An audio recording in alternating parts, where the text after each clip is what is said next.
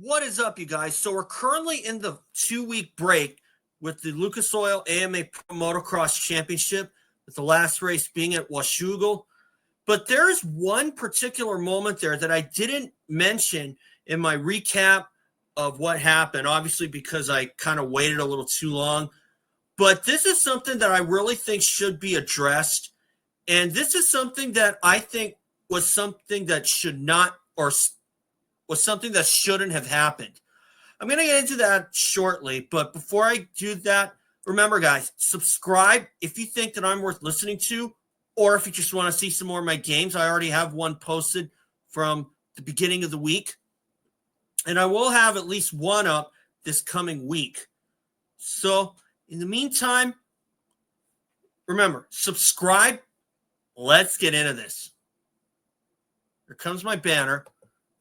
I have a correction on the 450 banner. I had said that Chase Sexton has swept the motos at Washougal.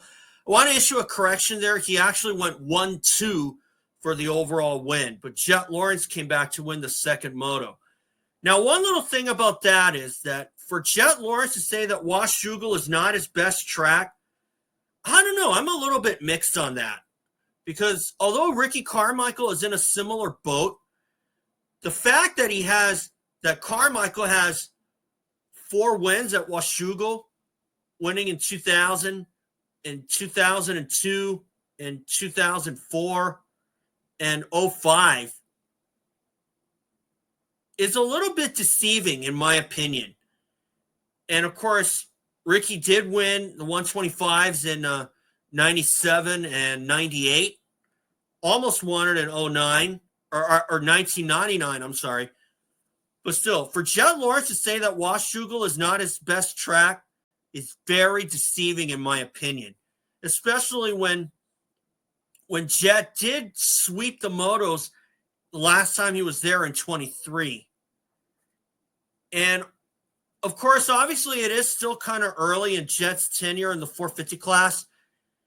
So for him to be 1-1 at Washougal is, at least in terms of overalls, and 3-1 in moto wins, that's pretty deceiving when you look at those statistics. But still, regardless, I just thought I'd get that out of the way real quick. So as you can see on my banner, Jalek Swoll black flagged at Washougal. I'm calling that an unnecessary action on the AMA's behalf. I mean, when Jalek Swoll got the whole shot in the first moto in the 250 class at Washougal, I thought, wow, this is great for Swoll. And then wouldn't you know it, just shortly after the completion of the first lap, he hits a slick spot and goes down. And when I first saw that, I thought, oh no. Because I thought that was just a simple slide out, but then Swoll didn't get back up. And to say that was a surprise was an understatement to me, because usually when guys go down like how Swoll did, they would jump right back up and continue on. Only this time, Jalek Swoll did not do just that. He was down for about 30 seconds, and it turns out that he was actually knocked out. And then he ends up going 3 more laps and then pulls in. And the one thing that nobody really knew was that Jalek Swoll got black flagged. I didn't even know it either. And to be frank, for the AMA to give Jalek Swoll a black flag when he didn't even do anything wrong, come on, really? Are you that stupid? What really should have been done was Swoll should have pulled off right away. Instead, he went another 3 laps and then pulled out. So that leads me to believe that the AMA just does not make the right call half the time. But the AMA has a long history of being very inconsistent with their ruling, and I think this takes the cake. I mean, come on. Why would you black flag a guy who was concussed on the track to someone who did nothing wrong? Jalek Swoll did not do anything wrong. I mean, really, I've seen people black flag for stupider things. I can remember when Jason Lawrence was black flagged at Hangtown '09 because he jumped the gate. Was that warranted? Yes and no. But then again, it was a false start on Jason Lawrence's behalf. He didn't even make contact with anyone. But the fact that he had that he jumped the gate, I can understand that because it was an unfair advantage. But for Jalek Swoll to be given a black flag for being concussed on the track, no. That's like disqualifying a boxer for punching his opponent in the privates. I don't know if you're supposed to do that in boxing. I like to say no, but still, for a boxer to be disqualified by that is not only dumb, it's completely unwarranted. I mean, yeah, it's a douchey move, but if you're a boxer and you punch your opponent in the privates, just know that's going to come back to you sooner or later. But still, for Jalek Swoll to have his day ended after the first lap is a total bummer. He did not come back from Moto 2, which was a double bummer. But still, if I'm Swoll, I'm appealing that black flag if you can. I kind of doubt it, though. But still, for Jalek Swoll to be black flagged for basically doing nothing wrong, that's not going to sit well with him for quite a while. So, honestly, if I'm the AMA right now, I'd be firing that official who gave him the black flag. What should have been done was that Swoll should have pulled out immediately, like I said earlier. Should he have continued on? No, I agree with those who say that he should not have continued on. And yet somehow he did unknowingly continue on. He went for 3 laps. And after seeing Cooksy's video, of course, that he had gone 3 additional laps. But still, while Swoll did appear to be fine afterwards, that kind of stuff can happen. And in my case, have I been black flagged in a race before? No. But then again, that was because, of course, I live in Hawaii and I didn't really take the racing too serious. I didn't really take racing in my home state too seriously because of course, I just wanted to live my life off the bike a lot more than on. And I'm kind of glad I did that because the track I ride at is way too expert-like. But still, in the words of some pros who have critiqued our track. But still, anyway, I'm kind of going off a little bit. But still, for Swoll to be black flagged, come on. That was a stupid move all around.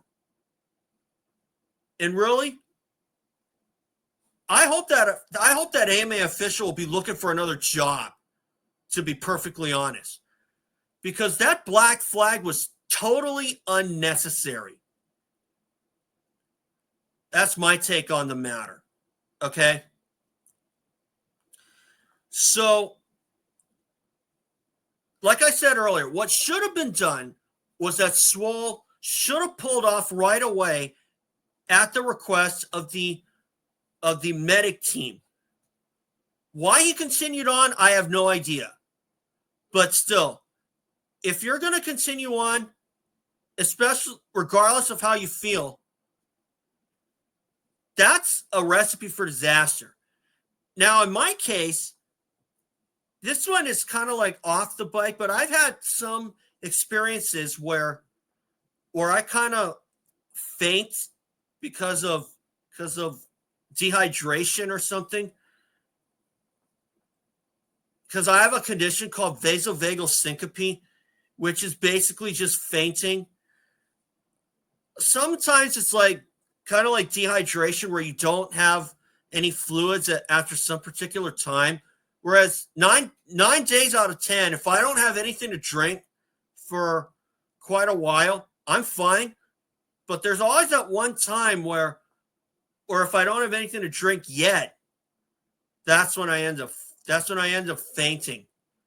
And I don't really know how to I don't really know how to explain why that happens, but it does, and I just have to find ways to kind of stave that off. Kind of like doing this with my fingers, or just grabbing my arms, or just squeezing my arms, basically.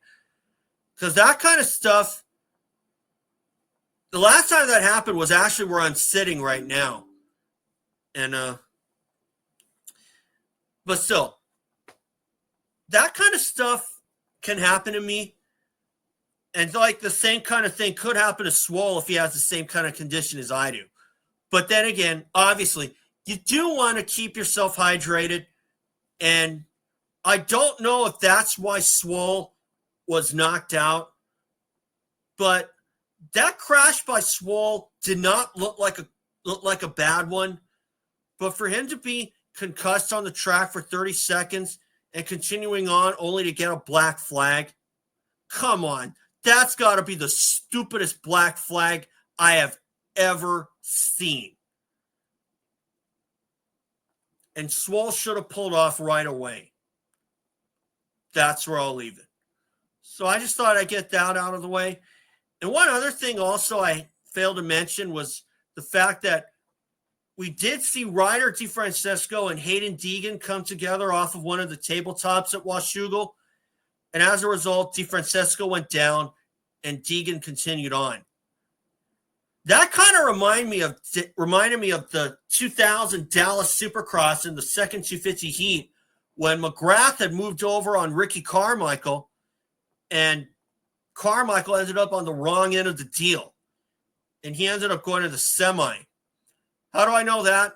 Tony Blazier's channel, because he has that race posted.